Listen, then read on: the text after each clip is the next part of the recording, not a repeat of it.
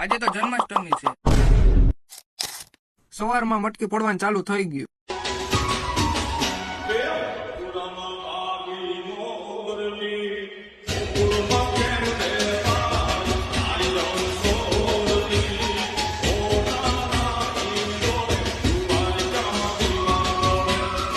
પછી આવી ગયા મઢિયા. અહીંયા ઠાકોરજીનો શણગાર કરવાનો હતો તો ઠાકોરજીનો ઝૂલો ધોવા માંડ્યા. પછી શણગારવાનું ચાલુ કરી દીધું. પછી રોંઢા આવીને ઝૂલો શણગાર્યો. કદાચ તમે કોંગ્રેસનું શાસન જોયું હશે.